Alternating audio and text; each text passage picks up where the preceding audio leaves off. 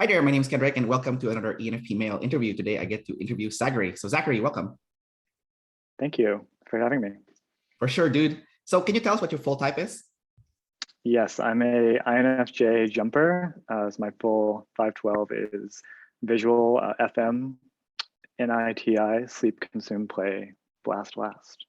All right. So, what did you think, and how did you feel when you got your results back? It's been a while, I know. It has been a while, but I remember it well. It's not quite what I was expecting. I was pretty locked on to the idea that I was INTP, so TINE for a while. I did have some discussions soon before typing that kind of gave me the idea I was actually OI, but it was still kind of a little of a shock. Oh, you're actually a single observer and you're NI. So it's like, okay, so I understood my animals pretty well. I understood that I was TI and then kind of what that means, but it's like, oh, NI, it's like, oh, that's the type everyone wants to be all the time. But I didn't see that before. So it was a little, in some ways, it was a bit of a shock, but and I think in the days and weeks afterwards, I was like, oh, now I can see it. Yeah. Okay, so I want to discuss with you about that because that's like super interesting. Yeah. So everyone in the personality community wants to be an INFJ. And the reason why they want to be an INFJ is because INFJ is supposed to be the rarest type. Now, Dave and Chad obviously debunked that because there's all the different variations of INFJs. However, you are in fact the rarest of the INFJ type because I don't know anyone that's a visual that's INFJ. So knowing that you are actually the rarest of the INFJs, how does that make you feel? Or what goes through your head, Well, I mean, I'm not, even though I didn't think I was this type, I'm like everyone else. It's fun. It's a fun idea, at least on some level. So I try not to let it, get to my head too much. And in the modalities, go back and forth on how much impact that's actually making. But I don't know, it's fun. I'll say it's fun.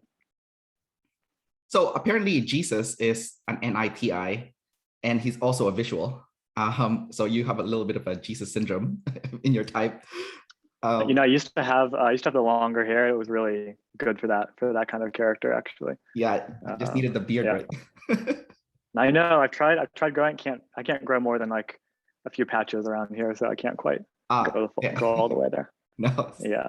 Well, what a bummer. I don't think I'm blasting enough for Jesus anyway, though. That's true, right? Because you are the high consume version. So, well, let's talk about that. So you are high consume. You are double activated SE and TI consume, which makes you a glass lizard essentially. So you would look very upside down. Yeah, you would look very EP-ish as an IJ. What has your experience been like? Having double activated ST consume, and it's if I don't get it wrong, it's double feminine also. It is double feminine, double activated ST consume. Yes. So yeah, what's that like? Well, going back to typing real quick. I mean, I think, and they talked about this in my typing video, but it's probably the reason I did not see myself as an IJ before, because the IJs are so associated with that blast animal, and so it kind of makes sense that I kind of saw myself more of an EP, IP. I knew I was a consume. I was doing the consume, taking in. It's in some ways it's more obvious that I don't want to share, that I don't want to blast back out. But yeah, I consume all the time, and the double feminine, it is very movable. So I think that makes me more selective about what I take in, because I know it's gonna move me with the identity, and also I end up being kind of gullible in what I take in, because for me, it being movable means I'll kind of take in everything that comes in, and kind of figure it out, kind of judge it later, When you said you are gullible or movable, is it because of your feminine TI? Like you have trouble filtering it and making it solid to kind of distinguish what is right and wrong, essentially? Yeah, I think that's part of it. And I think there are some other entailments of the movable identity. But I tend to feel like there's probably an effect of both parts of consume being feminine. So like I will, and at least in the moment of taking something, if you tell me something, I will take it seriously. And later I'll be like, I'll kind of filter it out, maybe maybe that's not true, but it's like, and then there's some other aspects of that. I think the demon SF, actually like being teased, it's easier to catch me on that because I'm not thinking about the game being played there. But yeah, gullible, like it's part of the identity. I think it's also in the SE. So while studying OPS, I have come to learn that self-awareness is actually two parts. It's your sleep and it's your consume. So sleep is internal self-awareness, while consume is self-awareness from an external perspective. So it's like you become a ghost and then you can see yourself from the outside, like as you're doing things, you can like almost watch yourself in third person point of view. So you have sleep and consume in your first two animals. They're in a savior state. So would it be right to say that you are aware of what you're doing at all times? Like you are constantly aware of what's happening inside and also outside?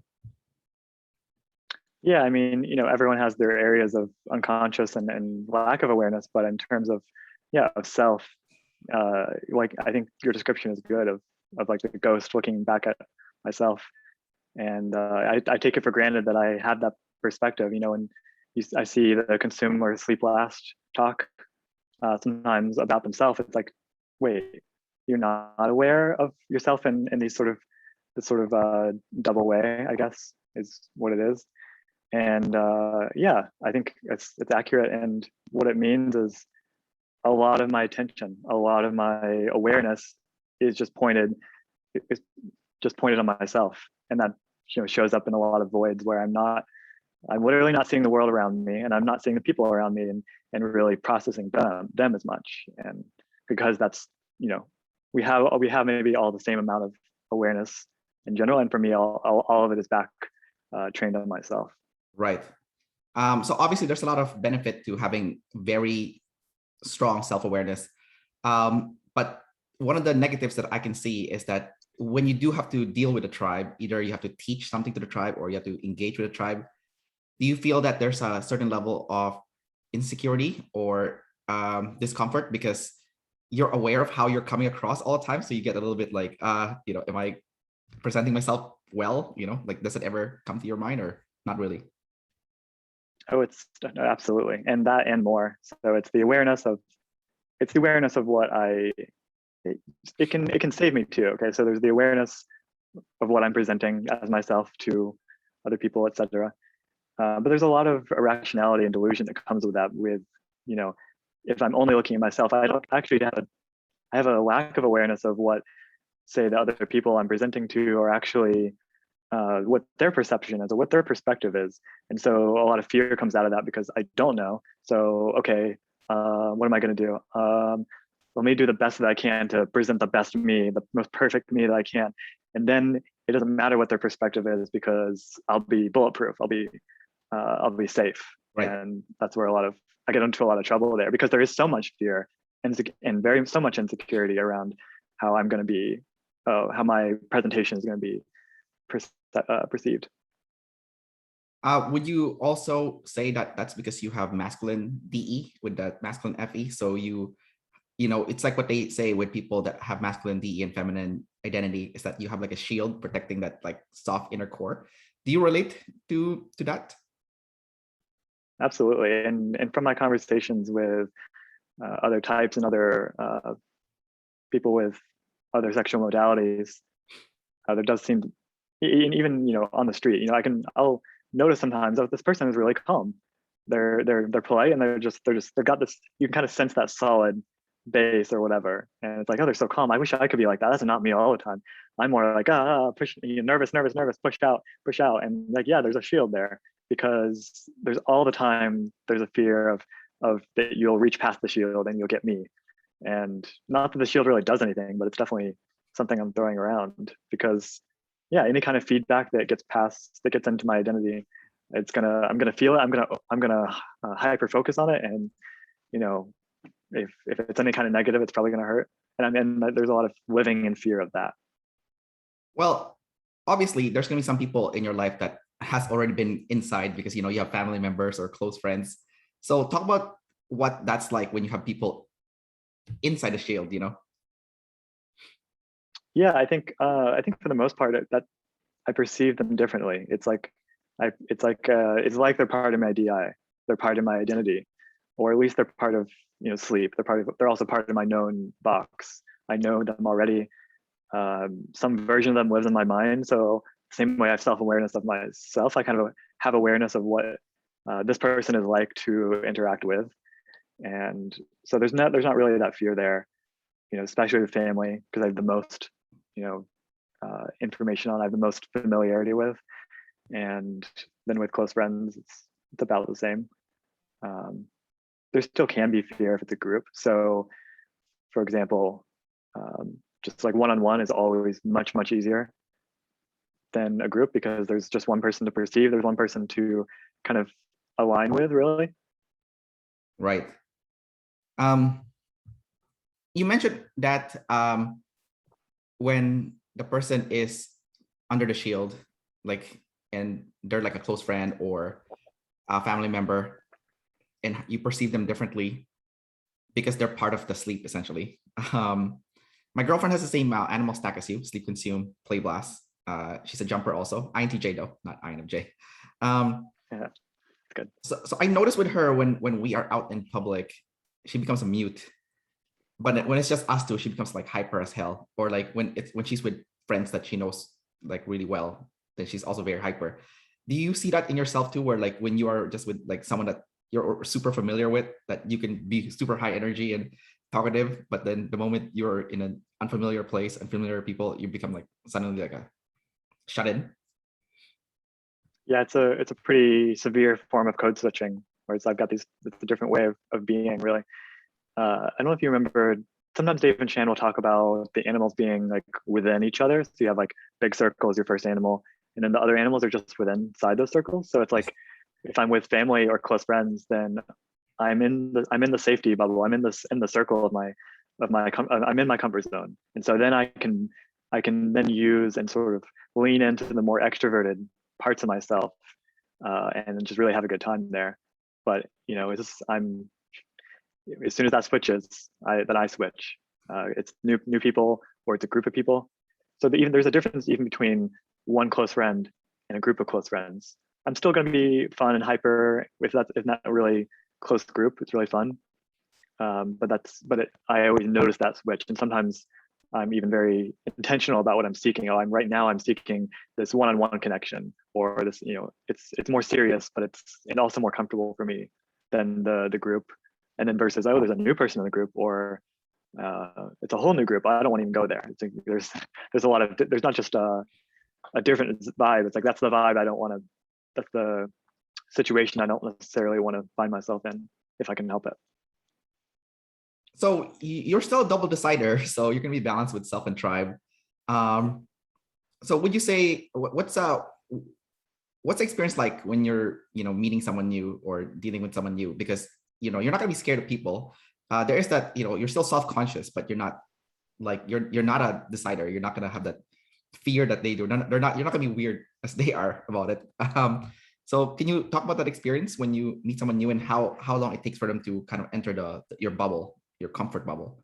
It might help to talk more about a specific situation of meeting someone new, but in terms of more broadly, I really have to compare myself to people who I know are deciders, because I guess what I observe is there's not a runaway effect for me. So I'll get really stressed about, someone new, what are they going to be like? Am I going to be able to align with them, to understand them, or are they going to like me? I am self-aware in a way that makes me self-conscious and insecure about that new experience. But also I'm self-aware. I'm noticing those thoughts the more that they get loud. So when those thoughts get loud enough, I see that, and I'm like, okay, that's enough. And kind of there's a cap on it. So I'll be nervous for this interview. I'll be nervous for something else, but it's it only gets to a point before I'm like, okay, it can only be so bad. Right. Talk about that breaks that you have when it comes to self and tribe, where you're aware that, what, I'm just being crazy now. Let's cut this in the bud, because it's just a person. Yeah, it's just a person. I think the double siding comes in where I do have most of my attention focused inward and focused just in circles on myself, but I do have I can kind of simulate that out to other people. So I've noticed, okay, when I do have to start going, I'm not that old. So I can remember going downtown to the city for the first time, starting to really go places, new places on my own, doing more adult things, which just and more involves actually talking to other people that you don't know. I got better at noticing that, wait, okay, I'm nervous because I want to have this certain impression, even when it doesn't matter at all. But this person at the customer service desk, well, they're dealing with people more difficult than me all day long. So they probably don't care that much about me, but they're probably not going to mind. I'm probably not going to get in their way. Or the other way is, okay, I'm not thinking that much. I'm not thinking for very long about most interactions. I'm not worried about what other people are doing. I'm worried about what I'm doing. If I can transfer that on to the other person and realize that they're also not worried about what I'm doing, they're worried about themselves. That's a kind of back and forth perspective I can use to be like, okay, it's probably not as big a deal as it feels like it is. Right. That's very good double deciding for sure.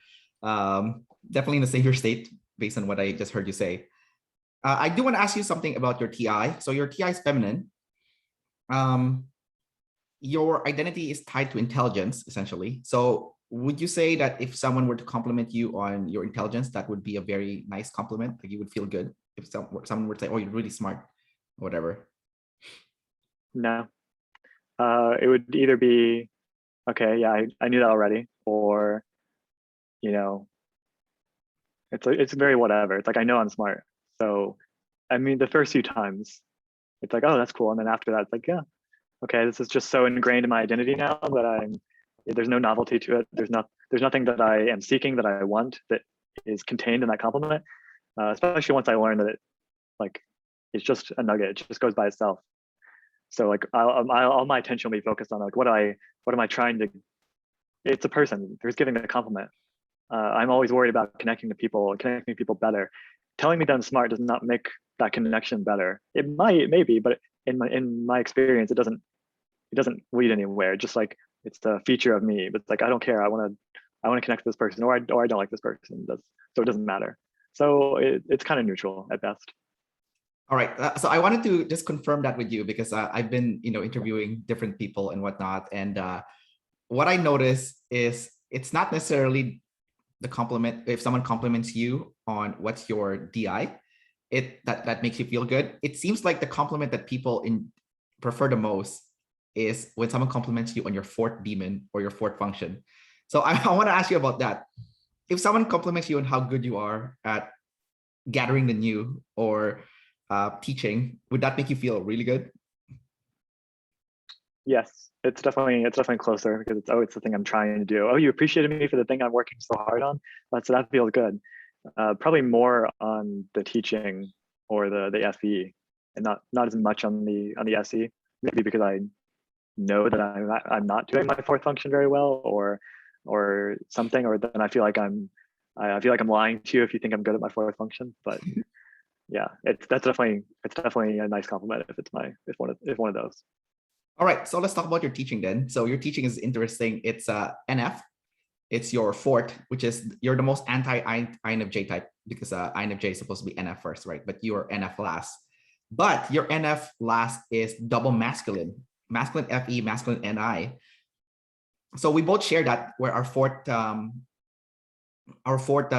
animal is double masculine. So how do you experience your fourth animal but double masculine NF plus? It's also like my first two functions, which may or may not matter. But anyway, we have enough to go on with this. It feels like, it's not something I'm, as you would expect, it's not something I'm developing necessarily, or not necessarily paying a lot of attention to. But it always feels like it's there, and it's very abstract. It just feels like it's there, like it's like right here, like right there, like right in front of my forehead, kind of just. It's like a solid block. It's completely abstract, but it's there. And on the other side of that is the feminine ST, where it's like the real world is questionable. It's there, yes, I can see it, I can experience it. It is the real world. I understand what that means, but it does not feel as real as my sort of imagination. I see. So it's, even though you're not using it as much, not the FE part of the NF blast. It's still present. Like you are very much aware of it. It's like in your face. I don't, I'm, it's there, but I don't like it. You don't like it. Okay. Why don't you like it? Because I want to do the ST. I want to play with my gizmos and work things and build things and make things and understand things, how things work. But I cannot ignore that sense of the abstract and the feeling. Right. So the way I look at the functions, and earlier you said that it's your first two functions, so you're not sure if it matters, and it does matter a lot, because the way I look at the functions is, your first function is the biggest one, and then your second function is, the second biggest, third is third biggest, and fourth biggest. But we have like the weird animal stack. So I kind of see each function as like a balloon, where the first one is the biggest balloon, second one is the second biggest, and then third and fourth, right? But when you're putting in the reps, you're only pumping the balloon that you're putting the reps in, right? So for you, it's Ni and Ti, so you're pumping, those balloons are getting huge, right? But then, and even your SE at the bottom, it's a small balloon, but because you're pumping it, it's getting larger. So the weird thing is the FE is the one that's kind of like a blind spot for you, because the container itself is massive, but because you're not pumping it as much, it's not growing as much. However, if you do practice it, it's like a dead weight. Well, it's not heavy, but it's there, it's present. But I think it's heavy. It feels like a weight that I'm like dragging along. I don't want it, but it's like it's a weight. It's weighty. Well, the only thing I'm thinking though is that I'm guessing that if you did practice that FE a lot, it can get to the point where it is going to be superior to your SE and even your TI, because you do have it has a bigger potential for growth than the other function. So have you ever given that thought? It's like, what would happen if I just go all in the FE? Like if I pump it like as big as possible, Well, I do like that analogy because I don't know if I would describe it the same way, but I would like to see myself as I move forward in the future. I would like to see myself pumping up that FE and going and putting more attention, more reps in that area. Because it does feel like the TI can only go so far. And I usually think of that in the savior demon context of like, okay, I'm doing the TI too much. So let me really be a full person and balance it out by doing the other one. But I think the idea that there's more potential in the FE, I mean, that works for me too, because that seems, in my sense of self and acting in the world, that seems like the area to really, it feels like where all the life is, where I really want to be, even though it's so uncomfortable to put those reps in. So I do think about that. I feel how uncomfortable, how much weight there is in that area to put so much time into it. Before we continue on with the FE, I have one last question about your TI. I don't know if you've gotten a chance to talk to Joyce, your fellow, same type as you, except for double feminine. Just a little bit. We have a group chat for the NTs, but not we haven't done an interview or anything or any longer conversations. Well, during one of the interviews I had with Joyce, she said that even though she is Ni-Ti and Ti is a savior, she still feels very insecure about herself, because it's third in her function stack. She said that she doesn't have the same confidence as an ISTP, for example, with a TI at the top. Do you relate with that sentiment, or do you feel like you feel more confident about yourself and identity? I think it absolutely depends on the context. I mean, we talked about the switching between the comfort zone with a person versus a group, and I think that applies a lot here, where I'm very confident when I'm doing my thing, especially by myself, or just especially by myself. Yeah, I feel very confident when we're talking about, when you and I are talking, this is people, this is a connection, this is what life's about, right? And in those spaces, I always feel some type of lack of confidence and with my identity. I don't want to, it's hard for me to have conviction, is what I notice a lot. I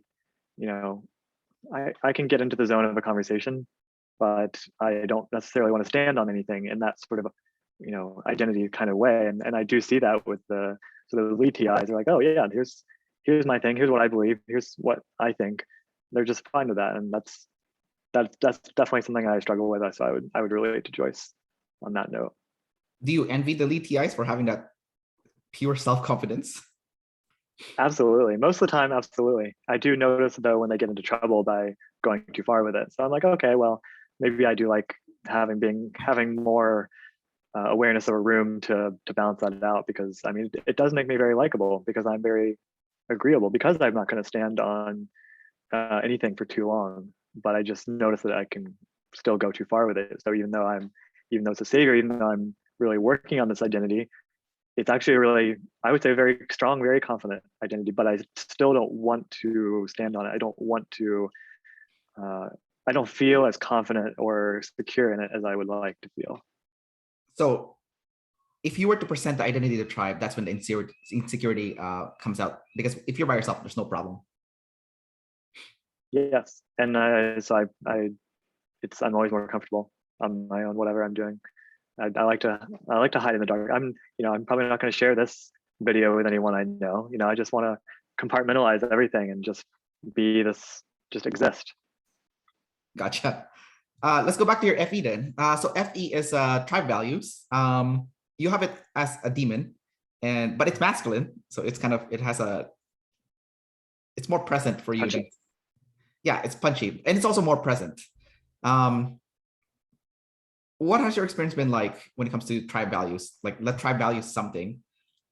So technically you should also, but because it's a demon, like, are you valuing it, or are you are you pretending to value when you're around people, but then the moment you leave, you're like, okay, I gave them what they wanted, So what are you doing with that, FE? Yeah, I think there's a lot of it. I think you're thinking about it as a non-movable is really important. So we're distinguishing what's non-movable versus like savior. So like savior is like the thing I care about developing. I'm going to develop my identity because that's the savior. But that goes back to spending time alone, because if the tribe and the tribe values are non-movable, then yeah, when I am with them, I'm going to have to, it doesn't feel like pretending. It is pretending, but it doesn't feel like that. It feels like, okay, well, this is where I am, and I'm just moving with what the crowd is doing, what the group is, or what the most respected person of the group is doing and valuing. That's my only option, is to align with that. I would never try to push on that unless I really get into a corner, but that doesn't happen most of the time. So yeah, it feels like something I do have to be aware of. If I'm in a group, I am at least trying to sense what the value. I'm aware that there is a tribe and a tribe value situation all the time, and I'm not necessarily good at sensing that. I mean, mostly it's hard for me to actually interact with that or be a part of it, but I'm definitely aware that it's there. So FE is also what's appropriate behavior when you're with a tribe. So if you have masculine FE, that means you're the person that would enforce it. Dave and Shan had a meetup that I went to. I think it was back in 2018. And there was a guy there that me and another friend was hanging out with. And we were and my friend was talking about like dead jokes, like people dying jokes. It's pretty dark stuff. I think my friend's an INTP. This other guy who's friends with my friend, I think he had masculine FE and feminine TI, because he seems to be movable with his identity. But the moment my friend started talking about dead jokes, he suddenly punched all of us and said, "Hey, stop that! People are eating." And I'm like, who cares? But it seems like he's like, no, the masculine FE, it's not appropriate behavior to be talking about people, like dead people or dead baby jokes, when there's people eating around you, because then now it ruins the vibe, I suppose. So you have masculine FE. I'm just wondering, it's demon though. Do you do that if someone in your group of close friends or family member is being inappropriate, and obviously it's not the right moment to behave that way or talk about this topic, in that specific situation? I would have to be either very confident or very feel like I'm backed into a corner, or like feel very extremely uncomfortable with the situation or what's happening, and also certain that this is the problem, to actually say something.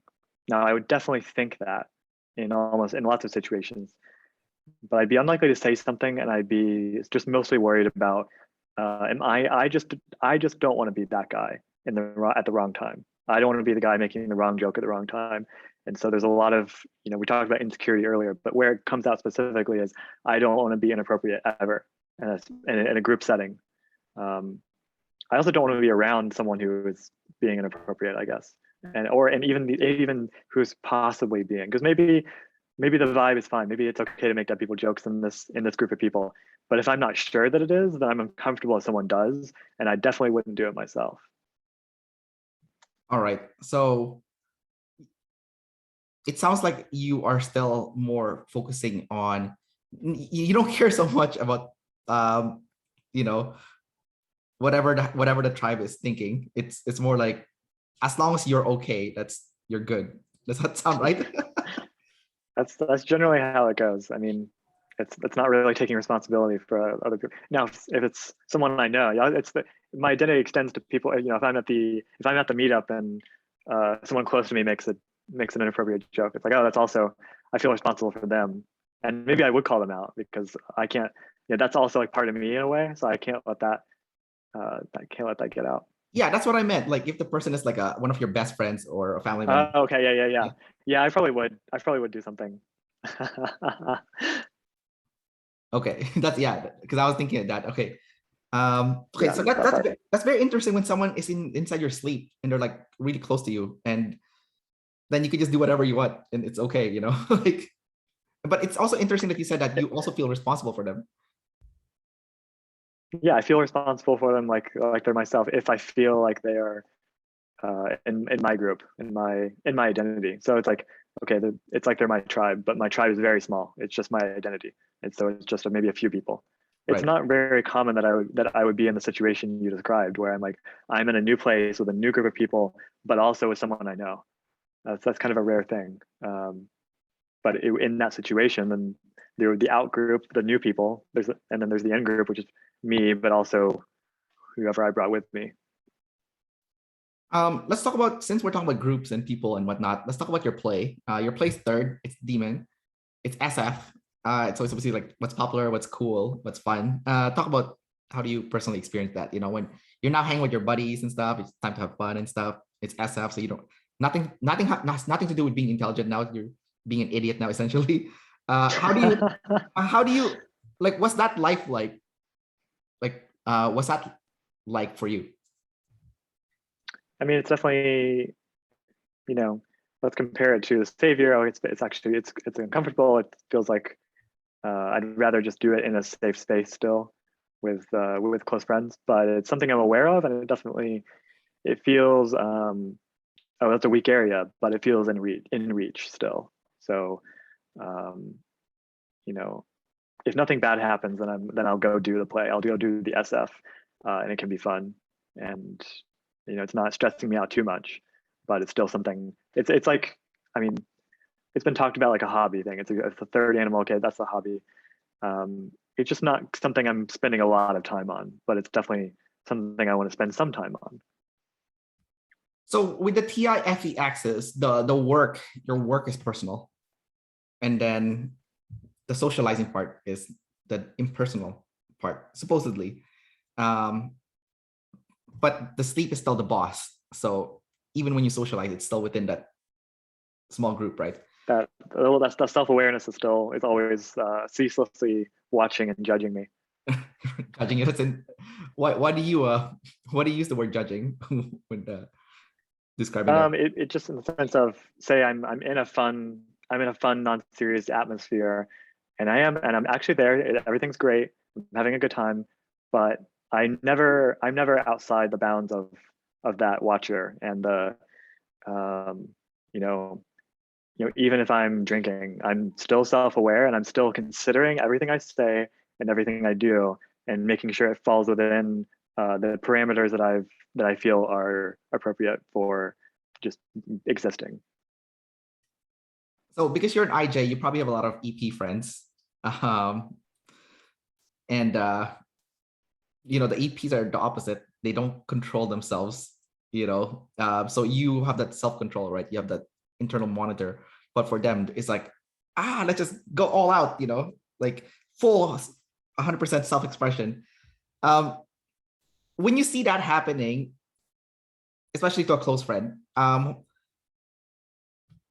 what do you think of it? Do you feel like, oh, I wish I can do that? I wish I can just like let go completely, or do you think like, oh, maybe they should like tone it down a bit? Like, what's your thought process when you see something like that? Like, you know. It could be either one. I think it depends on what kind of awareness I'm engaging with. I think the more that I'm younger, then the more I'm just. I think the first awareness is, oh, that is maybe they're going too far. That's kind of scary, or maybe they're going to be inappropriate. Maybe they're going to get hurt, or maybe they're going to realize they look stupid later. You know, that kind of thing. I think that as I get older, then I'm more aware of. You know, I would actually like to be just having fun, or just existing in a more open way of I'm just taking it in and I'm learning and just all the EP things. I think more frequently now it's I wish I could do that because I know how hard it is for me to let go of the IJ stuff, the awareness and judging, even if I wanted to. Gotcha. So being unhinged is impossible from what I'm hearing from you. Yes. But it sounds like you would like to try it at least once in your life to see what it's like, you know? Depends on what it is. You know, I can, you know, if I own a particular area of something, then I can be more freed and exploring. You know, I have a world record for pogo jumping. You know, it's a very EP looking activity, riding a pogo stick around, going, you know, just athletic. You know, Right. I look very EP doing that, and I feel very free and it's one of the most fun activities I've ever experienced. So I'm having fun there, but I'm happy just having a few particular contexts and activities for being an EP. I don't really want to jump off the rock and into the water. You know, whatever. That's an actual thing where it's like, oh, all your friends go to the creek or the you know, a lake or something. Everyone jumps off the high ledge into the water, and I'm like, no, I'm fine. I'm good. So you're not the guy that's gonna swing on a tire and then jump in the water. Right. Right. I have no desire to do that. It sounds like to me that the EP or the EP in you, which is the SE that you're describing, it's more SE like, you know, more physical, like the pogo stick example. So if you were to go 100% unhinged, what would that look like? What would you be doing? You know, you have no idea how hard it is even to perceive that as a possibility. You know, the first thought is more pogoing, but I think it's more like a moment to moment thing where there's like, I'm aware in a particular moment that if I was more willing to just take a risk in whatever way because it's something new, then I would. But I'm not because it feels too risky. It feels too uncertain. So I'm not going to do it because it doesn't feel like I'm allowed to take that risk because I'm imagining everything that could go wrong immediately, visually. I can feel, you know, I walk to the edge of walk to the ledge of something and my fingers will start hurting. It's like, or I imagine like falling and getting hurt. And like, even like riding a bike for a while, I ride a bike just fine. But one time, you know, unfortunate things happened and I fell and crashed. You know, it was fine, but I was kind of hurt. And after that, every time I went downhill on a bike, not even a steep downhill, but any downhill, I would see myself and feel myself crashing and again. And so like that's the kind of, and so I'm like, okay, that's unpleasant. I'm going to avoid that feeling. I don't like that. And so that's the type of thing that's always happening as I enter, you know, get close to doing something, I guess, unhinged. I think I have more desire to have more just acting freely in a social context, and that would take us back to the FB. But that's where it's like, oh, if I was unhinged, I would not worry so much about what I say and how I interact with people. I wouldn't be so mute and polite. I would take more risks in that area. So basically you want social freedom or social self-expression freedom where you can just be you 100% in a social setting, and that would be the kind of risk that you would be interested in further pursuing as you get older, obviously. Yes. So because you're an IJ, you have a lot of fear of chaos. How is your fear of chaos holding you back from achieving your true goals? I mean, so it's a fear of chaos, so fear of losing control, and I think it goes along with like a fear of uncertainty, or even of feeling disoriented. Oh, I don't know what's going on. What's going on in the most broad sense, but also, I can't think of examples. Examples just float away when you're NI. But how does that hold me back? I was thinking about it. We'll go into NI later. I was thinking about how that holds me back, which is different. Yeah, I mean, so certainty, you know, I'm imagining everything that I do before I do it. And if I can't imagine it, then that seems like too much of a risk a lot of times. So, or if I can't imagine, say, I can't imagine myself doing something, I can't, you know, I'm relying on everything I do I'm relying on a vision of some kind. And if I don't have that, if I can't already see myself doing it, then I won't. But then I learn, okay, that's not how it works. Like I can actually do a lot of things I couldn't imagine doing before, and that's a lot of times it's a demon thing, like speaking, like, you know, even this kind of environment of, oh, it's on YouTube, oh no, scary. It's like, you know, you work up to those things. You don't get there in your head first. You actually get there in your head later, or at least, you know, in bits. And so I hold myself back a lot still, where I don't want to do something I can't already see myself doing. Well, let's talk about your masculine NI since you're describing it already. So everything that you're doing with the masculine NI is pretty much controlled. It's narrowed down, it's solid, it's immovable, and you don't want anyone to, you disrespect sensory. I mean, that's the definitions at least. But what are you actually doing with your masculine NI? So it's an observer function, right? It's just a form of perception, and it's trying to perceive things before they happen. Or, you know, like literally this interview, it's like I forgot about it, you know, until you reminded me a few hours before. Yeah. And I'm glad that happened. I'm glad I didn't remember it sooner, because I would have been watching the interview happen all day. So instead I was only watching it happen for a couple hours, which is good. But it's just playing, it's just playing, it's just playing. It's already happening. You're saying things, I'm saying things. That's in my head. Like it's more, it's abstract, but in some ways it's more real than like what I'm actually doing, making a sandwich or doing laundry. It's like that's where I'm living, and it's more intense when something with more anticipation, and that's everyone experiences that. But I'm always doing some version of that where I'm simulating. It's guessing. It's guessing, but it's more advanced than just a guess. It's a whole simulation running in my head, and oh, it's about tomorrow, or it's about next week, or it gets more vague as it goes into the future. But I'm imagining next year and anything I already know, or any possibilities I'm already considering. So it's living in that, like it's real. And so yeah, so the actual actions, what I'm actually doing, it's always kind of keeping that in mind, because it's always in mind. So I'm shaping my actions and my expectations based on what I'm already imagining will happen.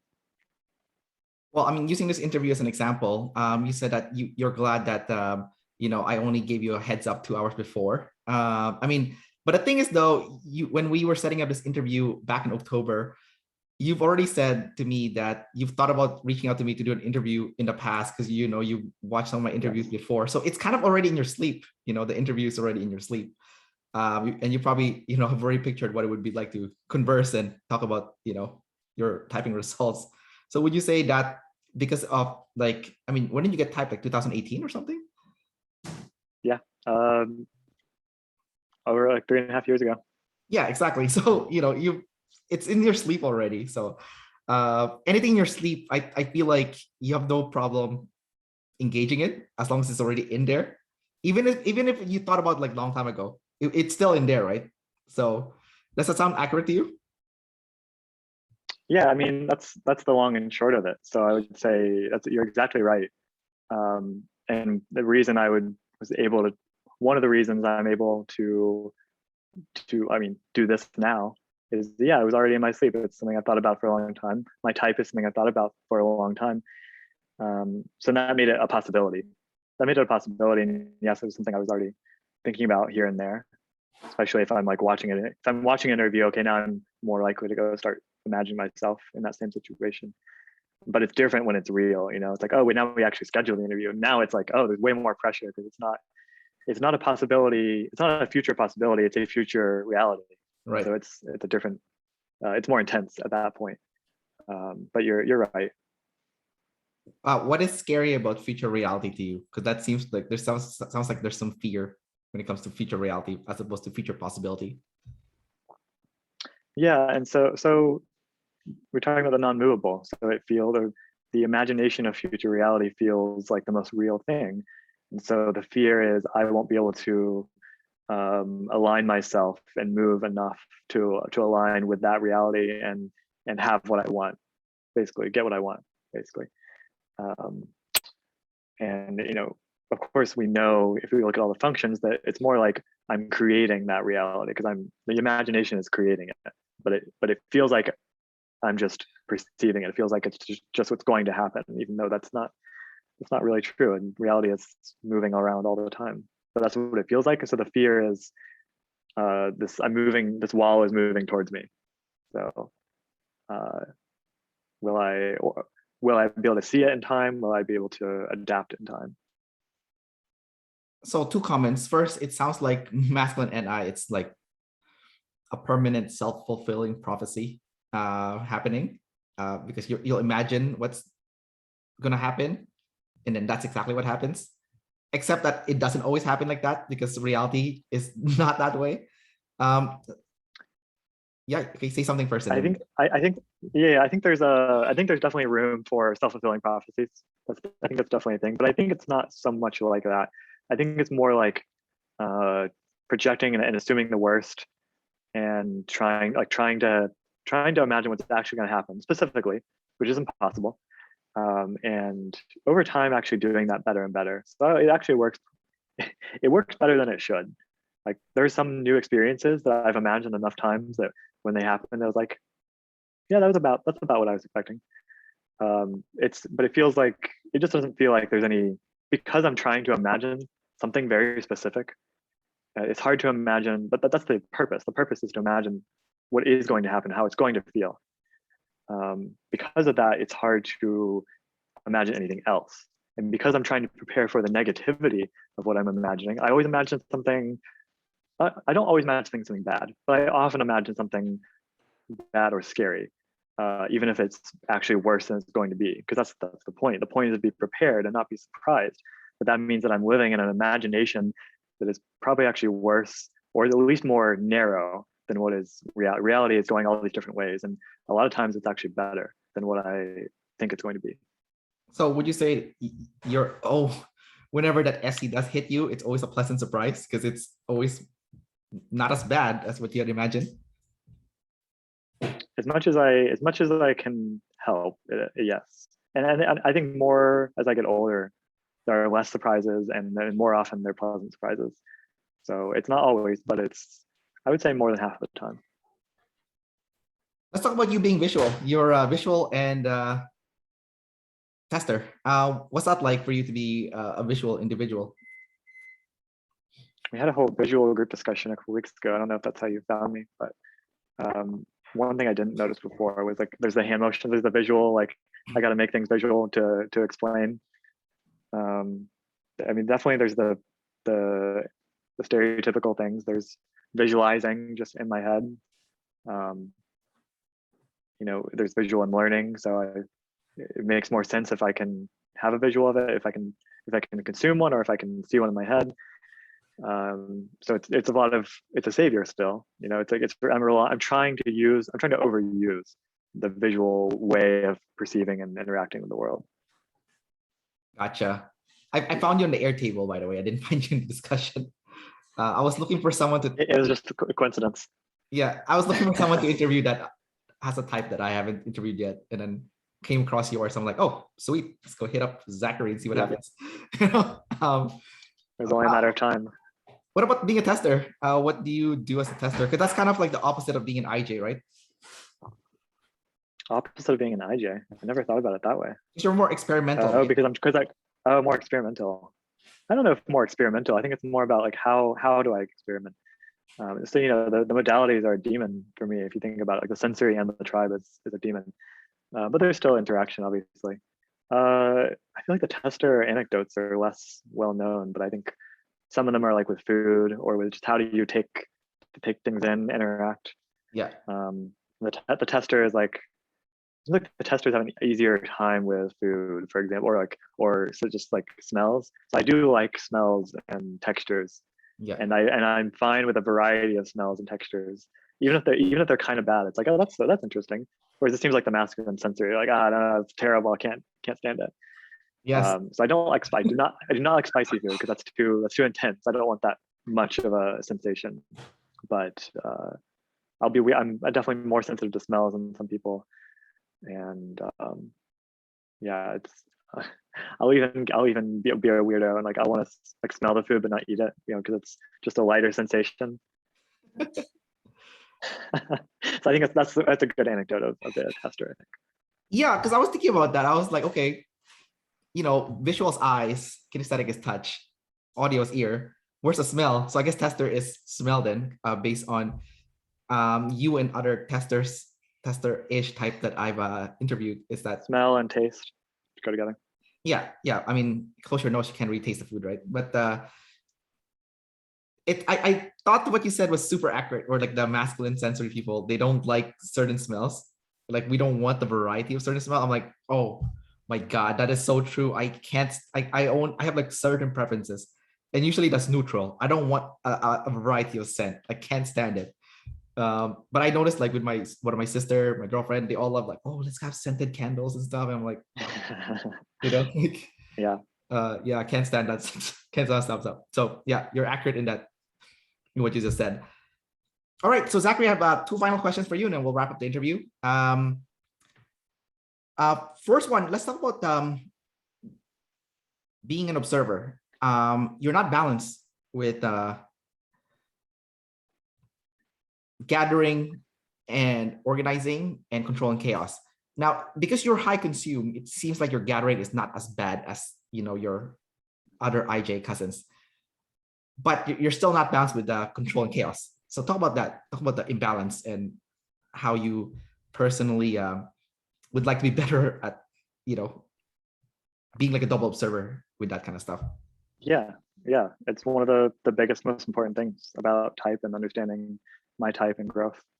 I'm not totally sure that it's any better for me than other IJs, but it does seem like I have somewhat less frequent issues with the last function there or gathering, because I guess there are more ways to take in. Like taking in new information is not always painful all the time, but it still usually feels almost impossible if it's not somehow in my known box. So it needs to connect with what I already know, or it needs to be something I can categorize immediately. So actually taking in new perspective, new information, it's hard. It's hard to consider that it's even there because there's so much attention just on what I already know and these categories. Okay, I try to make those categories as broad as possible so that everything fits in. And the code is actually good for that because, okay, maybe it's not actually perfect, but you can argue pretty well that everyone will fit into that. So, okay, here's a way of categorizing all people. Okay, that's cool. The code, the OP really does, serve my saviors in that way. Yeah, it's perspective, information. The more that I know that's out there, even if I'm not actually giving it attention, the OE, whatever, the better I'm doing just knowing that I was talking about the NI and the worldviews before, but it's like a trap that's easy for me to fall into and get fearful and because of is believing that I've already considered everything. And I haven't. I've actually considered a very narrow part of reality as like what I see as reality is just very narrow. There's so much more out there. And I try to growth for me really looks like expanding that. That's pretty straightforward. But as I've been able to have glimpses of that or of going from very, very narrow to a little bit less narrow. It's like, oh wow, the world just goes on and on. That's so cool. So growth for me is really, yeah, it's going more towards the double observing and doing more of that.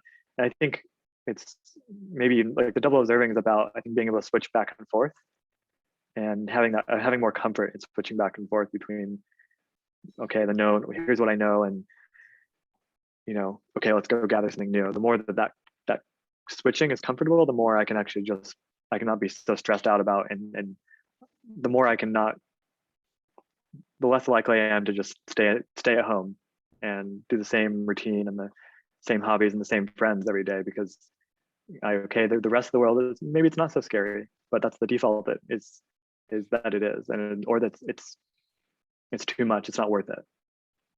That's interesting. I like the constant battle, it's like the NI narrows it in, but then your double activate SE is like, no, we got to expand it a bit, like just push it, so I like that. I also see your type specifically, the sleep consume. Like, yes, you're gonna get hit by chaos, but it's more like getting hit by a bicycle instead of a truck, So it's not like it's more often. It's more often too. It's more often. It's more often. Well, you can get hit by a bicycle more times than you can by a truck, so it works out. Yeah, I guess so. Yeah, the frequency. So it's not as bad, because I mean it's still bad, but it's not like, it's like I think Dave calls it like, he use it for the EPs. It's called the painment plan, but for you, it's more like a frequent jabs of pain instead of like a knockout punch in the face, right? So yeah, I mean, Dave talks about his whole house falling apart. Yeah. Like, okay, I would not get that far. Like, I would catch some of those things falling apart sooner than that. So yeah, it is a truck and bicycle is good. Yeah, or like one of your furniture breaks instead of the whole house, So yeah. All right. To wrap this up, do you have any final questions for me before we wrap up the interview? Any questions for you?